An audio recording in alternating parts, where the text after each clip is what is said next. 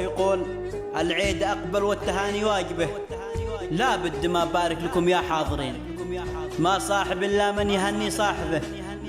هذه تقاليد العرب والمسلمين، نقول هذه تحية ضاربه للحاضرين اجمع وذيهم غايبين. العيد قادم والخواتم ذاهبه، وهكذا الأيام تمضي والسنين، دمتم ودام افراحنا متعاقبه، وكل عام يا حبايب وانتم طيبين.